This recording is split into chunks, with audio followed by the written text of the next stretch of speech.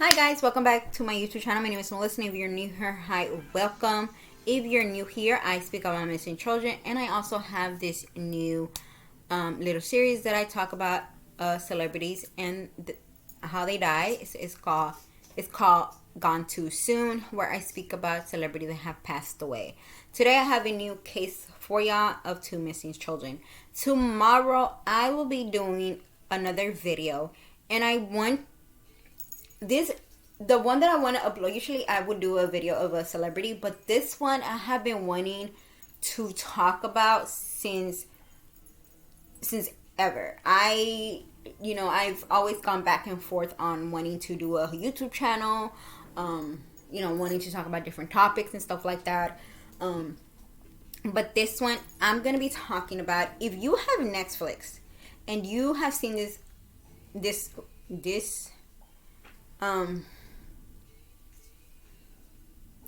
crap.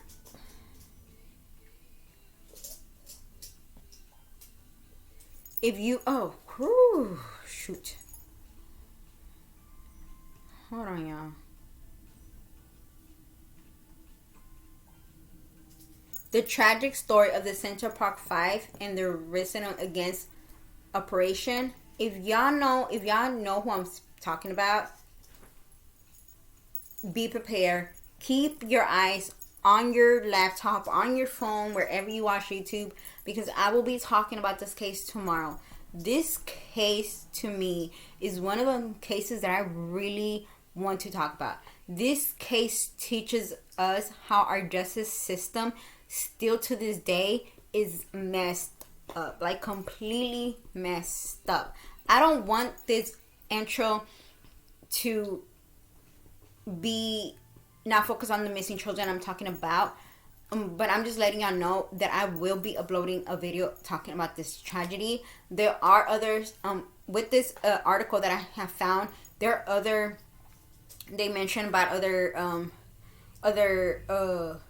trials that happen of innocent people, and how our justice system is messed up, and how detectives don't want to do their job the proper way. With the Central Five, they were black and one of them was Hispanic. I watched the series on Netflix. I cried. I completely cried. Before I even heard about the story or even starting to watch it on Netflix, I was seeing a lot of people saying, do not watch it all at once. Take it day by day. Not me. I watched the whole thing in one day. The last episode, I lost it. Completely lost it. But I don't want to talk about it in this video. I will be talking about it more tomorrow. Keep an eye on y'all, guys. This video is one of those videos that like I said, I've been wanting to talk about for so long. So let's go ahead and get started. So today we're going to be talking about two missing children. The first is Alexis S Patterson. She went missing at age 7. Her height and weight is 3'8", 42 pounds. A hooded red pullover McLean jacket with the gray stripping running down each sleeve, a light purple blouse or a blue shirt with horizontal stripes, light blue jeans, blue and white top, Nike sneakers, and culture top diamond sunflower shaped earrings with a yellow gold poster, carrying a pink Barbie book bag. Her hair was styled in 2 French braids, which were pulled back into a ponytail. Associated vehicle is a red truck. African American female, black hair, brown eyes. Alexis had a scar below her right eye. She had a bump on her left pinky finger. Alexis' primary secondary teeth are crowded, and her gums are dark in color. Her ears are pierced. Alexis' nickname are Lexi and Pie. She's right-handed. So Alexis was raised by her mother and stepfather, Awana and LeRon Bargeries, and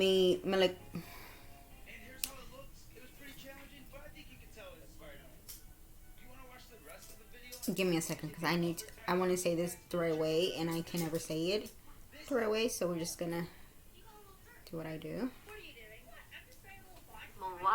Milwaukee, Wisconsin.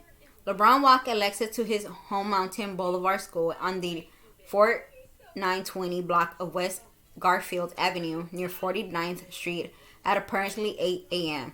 on May 3rd of 2002. Alexis was first grader student there. The school is less than 1 block from the family's home. LeBron said that he watched Alexa walk towards the playground before he headed back to the residence. Alexa never attended class during the day, although students report seeing her carrying on the playground, crying on the playground before after school. She had never been heard from again. Give me 1 second, guys. Sorry.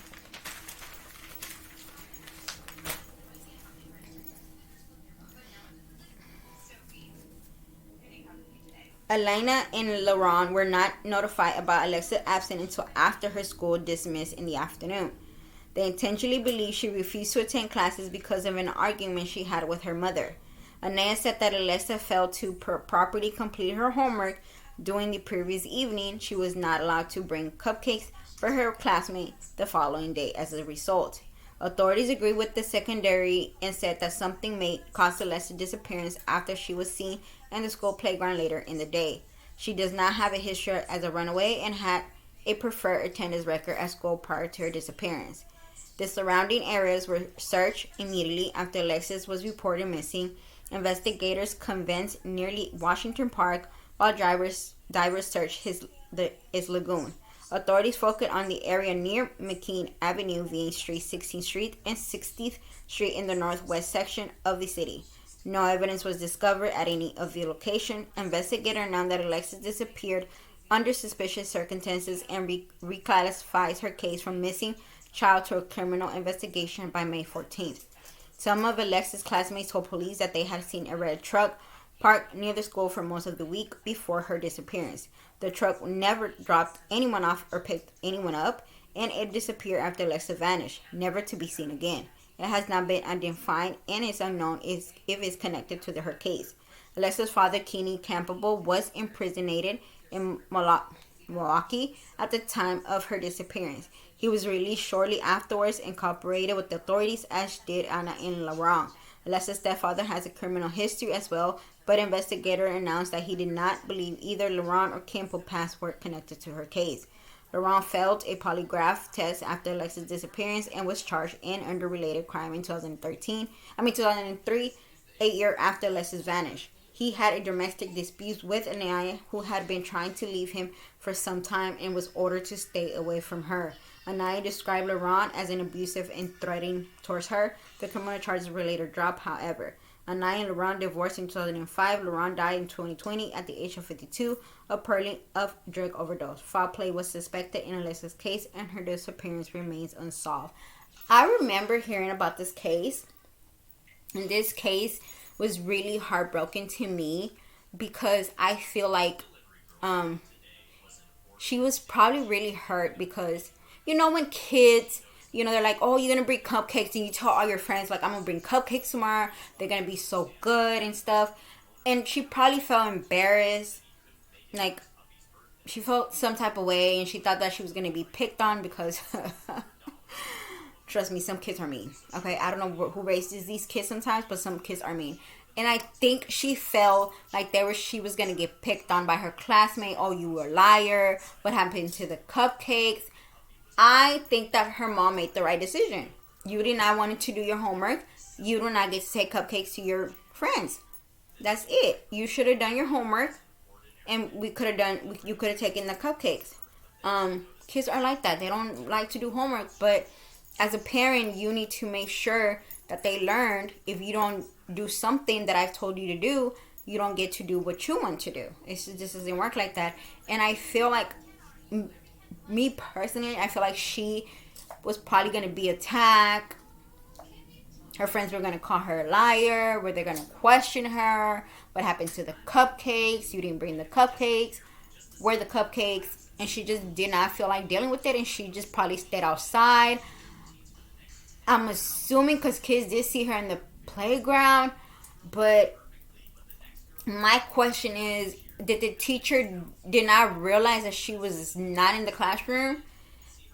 I mean, if the friends saw her in the playground, did the teacher not realize that once all the kids were in the in the room, that she was still missing? Wouldn't they, if they even realized that that would happen, wouldn't they go back to the playground and try to figure out where she was? Does that make any sense? Because I think that would have happened.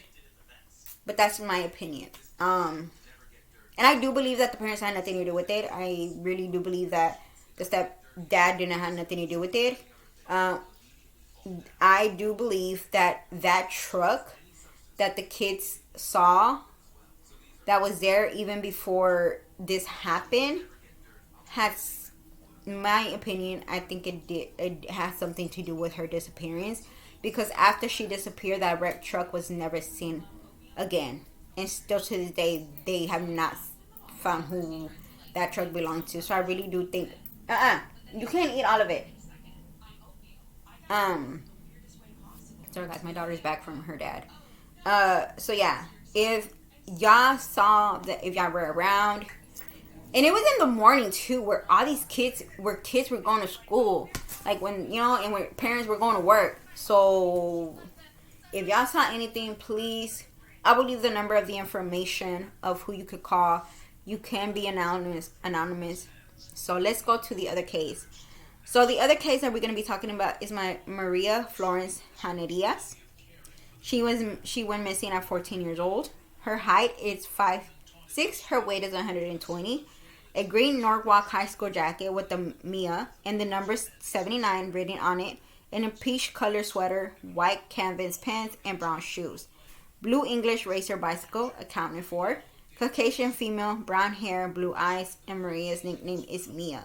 Mia was last seen at her home in Mallory Road in Norwalk, Connecticut on February 12th of 1976.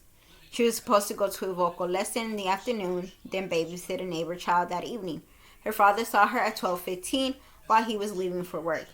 Mia did not go to her lesson or her 5 p.m. babysitting job after her disappearance. Her blue English racer bicycle was found abandoned near Street Mary Lane, approximately 1 mile from her residence.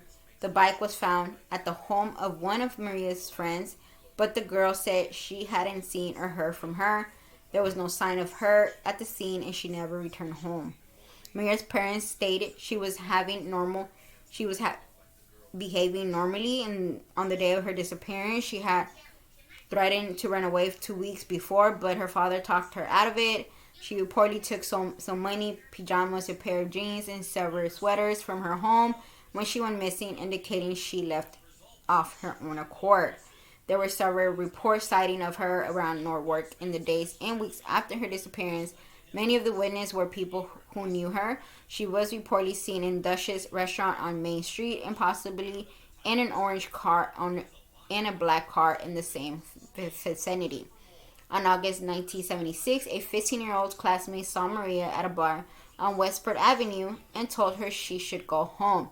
Maria stated, crying, and said, "I know." She was accompanied by a man who was a member of the Chatter Oaks Motorcycle Club. Police identified the biker and tracked him to the town of Bethlehem, Connecticut. It was thought that Maria was sighted at the Chatter Oaks clubhouse on August 13th, but in 2015, authorities identified the girl. They thought it was Maria, and it was a different person, a 15-year-old girl from Danbury, Connecticut. Maria apparently ran away when she left her home in 1976, but it would be highly unusual for her not to contact her family for so long. And there's suspicions that she was a crime victim. There's no hard evidence that foul play was involved in her disappearance, however. Maria was a freshman at Norwalk High School in 1976. Her friends described her as an artistical, talented teenager who took ballet lessons and drama class. Was involved in her school theater group. Both of Maria's parents died in the early 1980s, but her brother and her sister are still alive and hope she may be found. Her case remains unsolved. This case, to me, I'm glad that the detective took it serious. If you know anything about missing children cases and how detectives will not do their job and they say, oh, they ran away, they'll come back when they're ready to come back. For them to take this case seriously, I give them props. I kind of wish I knew why she wanted to run away. But we just don't know. I mean, I would remember being a teenager. I never ran away, or I never claimed to be run away. I did claim to call CPS on my parents. That I did. Um, but teenagers, we go through things in life, and sometimes we feel like we people don't understand us.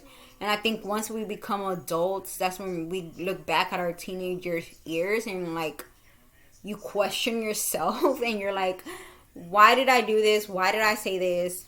I should have been this. I should have been more. And as parents too, I feel like me and my parents don't get along, and I'm really open about it. But as parents, sometimes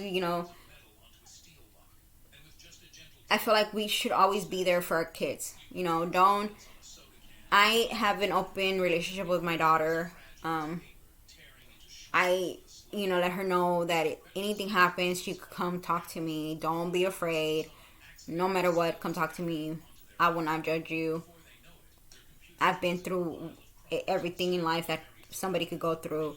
But I am very, very glad that the detectives were able to take this case serious, because not all cases are like that. When it comes to missing children, the first thing that they do say, they ran away.